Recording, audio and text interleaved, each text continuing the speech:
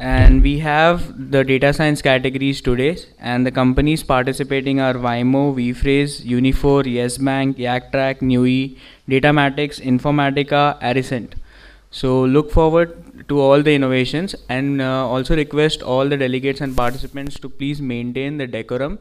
Keep your phone on silence. Do not disturb the jury or the presenter during the presentation, and no Q&A allowed from the delegates apart from the jury.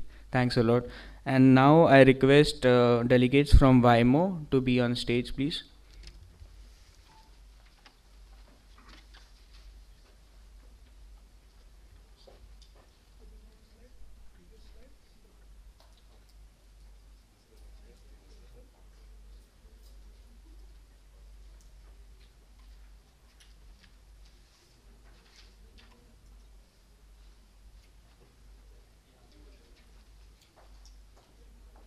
Hi everyone.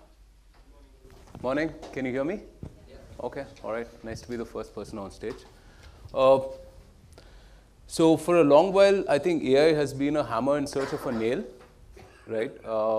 It's good to get to a point where we're discussing specific use cases in a particular industry, right? So I lead product marketing at Vymo. My name is Roshan. Vymo is an AI-enabled personal assistant for sales, right? What we essentially try to do is help salespeople figure out what a good sale looks like and how they can do more, right? Because that is a fundamental question. Can your sales team do more, right? Irrespective of industry, irrespective of what product or service you're selling, that's a very fundamental question. And any sales managers in the house? No? No salespeople at all? Okay, there's one person. You know what the answer is like, right? So the answer is an emphatic yes. Of course, you believe your sales team can do more.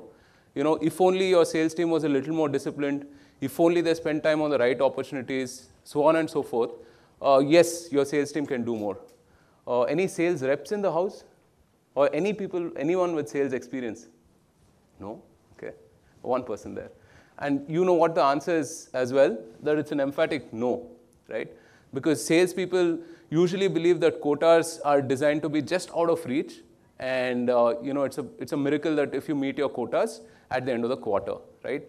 So this is the reason why Vymo exists. Vymo exists to kind of bridge this distance, right? So what we try to figure out is what the thumbprint of a sale looks like. So what prospects should you be prioritizing? What opportunities should you be working on, right? And what should you be doing essentially to move the sales stage forward? So what we try to figure out is what are those good behaviors that can move the sales stage forward, right? And it translates to insights at every level of the organization. For a sales rep, it's about what should I do today to kind of achieve my targets? Like what prospects should I prioritize, right? For a sales manager, it's about visibility into what his teams are doing on the ground and how he or she can help those teams proactively to achieve more. And for a sales leader, it's about planning and resourcing, right? It's about understanding what works at a very broad level and taking those strategic decisions to move things forward, right? Let's see what this looks like. So we generally operate as an intelligence layer over CRMs, and we push next best actions, right? Next best actions can work either on business logic or on data science. Basically, what we try to figure out is like what your best reps are doing, and can we kind of push that downstream to the rest of the people, right? Maybe your best reps are kind of reaching out to new leads more than the older leads, right? Or maybe your best reps are reaching out to any lead assigned within a period of 4 hours. Right? So we can push these behaviors to every lead and every rep. As I mentioned, for supervisors and managers, it could be about interventions, right? You know that your sales guy is excellent at setting up meetings, but for some reason he doesn't close them, right? So if you feel like at the third meeting that you have to intervene, an alert is sent out urging the person to kind of intervene and see what's happening. Right? So this can be both diagnostic and it can be prescriptive, right? And at a leadership level is to understand what your people are really good at. We all know that sales is a very specialized skill. Not everybody is a full stack salesperson as such. Not everybody is good at everything. So are your salespeople good at prospecting, or are your salespeople good at closing? Right? Should you hire more hunters or should you hire more farmers? Right? So on and so forth. So this kind of translates into, again, planning, resourcing, and we do a bunch of productivity reports as well in terms of what a salesperson is actually doing on the ground and how it's translating into effective outcomes, right? So with this background, let me take you through a small case study of a pilot that we did with India's largest private banking group, right?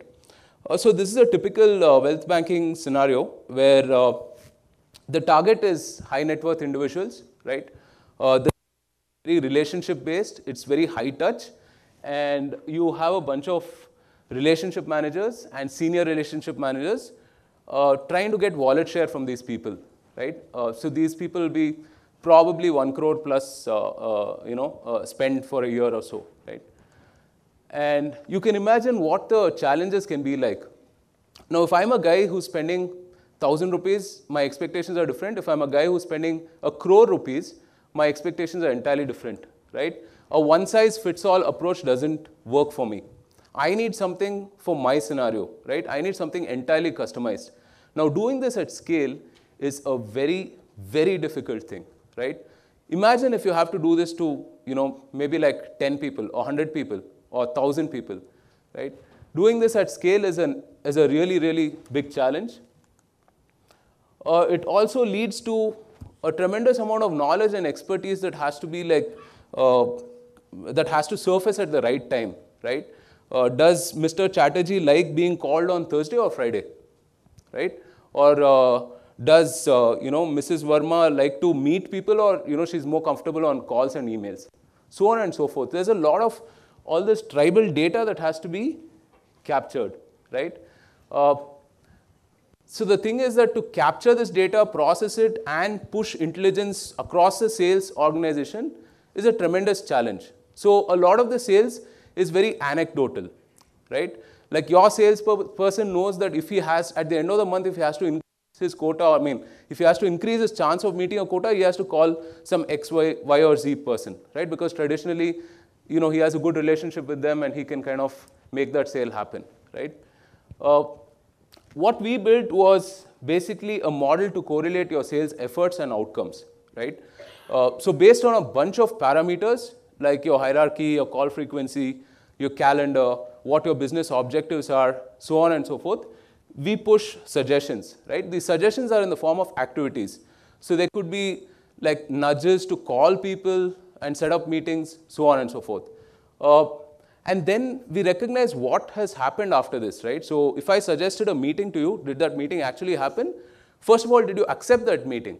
Or did you reject that, right? And why did you reject that? So all of this data kind of flows back and forth, and it gets intelligent to basically figure out what a good sale is like and what a sale can be like, right? So this is how your suggestions look like. I'm not sure if you can see this. So here, for example, it's detected that there's a large enough gap in your calendar, right? So it says that there's a gap in your calendar between, say, 1:45 to around 2:45 or something of that sort. Why don't you call this person? Why don't you call Akash Agarwal and check, if he's available to catch up, right? And again, you can kind of accept these suggestions or reject them based on, your individual preference. And that's how it worked. Now, the results from the pilot were pretty staggering, right? So it was really great. Usually, there is a lot of talk about AI replacing humans and destroying lives, so on and so forth.